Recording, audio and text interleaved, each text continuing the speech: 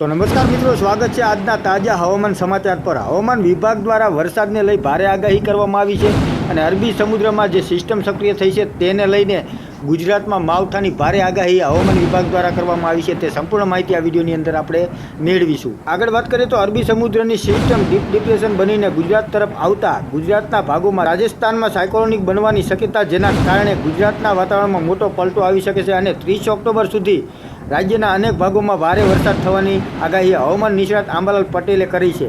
આગામી 48 કલાકમાં ગુજરાતમાં કમોસમી વરસાદની શક્યતા છે। બંગાળના ઉપસાગરની સિસ્ટમ અને અરબી સમુદ્રમાં લો પ્રેશર સિસ્ટમના કારણે ઉત્તર ભારતમાં આવતા પશ્ચિમ વિપક્ષના કારણે વરસાદની શક્યતા છે, જેમાં નવસારી, સુરત, ભરૂચ, વલસાડમાં ભારેથી અતિભારે વરસાદની આગાહી છે। તો કેટલાક ભાગોમાં પૂર આવે તેવા પણ વરસાદની શક્યતા છે, જેમાં વલસાડ, નવસારી, સુરત અને ભરૂચમાં ભારેથી અતિભારે વરસાદની આગાહી કરવામાં આવી છે। આજની આગાહી અનુસાર સૌરાષ્ટ્રના ઘણા ભાગોમાં ભારે વરસાદની આગાહી છે, જેમાં ભાવનગર, જૂનાગઢ, અમરેલી, ગીર સોમનાથ ભાગોમાં ભારે વરસાદની આગાહી છે। તો પશ્ચિમ સૌરાષ્ટ્રમાં જામનગર અને ઉત્તર સૌરાષ્ટ્રમાં ભાગોમાં પણ ભારે વરસાદ પડી શકે છે અને મધ્ય ગુજરાતના ભાગોમાં પણ ભારે વરસાદની આગાહી કરવામાં આવી છે, જેમાં વડોદરા, આણંદ, અમદાવાદ અને ગાંધીનગરમાં ભારે વરસાદ પડી શકે છે। આંબાલાલ પટેલના જણાવ્યા અનુસાર નવેમ્બર માસના શરૂઆતમાં પણ દક્ષિણ ભારતમાં ભારે વરસાદની શક્યતા છે અને બીજા સપ્તાહમાં પણ અતિ ભારે વરસાદની શક્યતા છે, જેના કારણે ગુજરાતના હવામાનમાં મોટો પલટો આવી શકે છે। બંગાળના ઉપસાગરમાં પણ નવેમ્બરની શરૂઆતમાં જ વાવાઝોડું બનવાની શક્યતા છે અને દક્ષિણ ચીનમાં ચક્રવાત બનવાની શક્યતા રહેતા તેના અવશેષો બંગાળના ઉપસાગરમાં આવતા બંગાળના ઉપસાગરમાં ફરી ચક્રવાત સર્જાવાની શક્યતા રહેશે।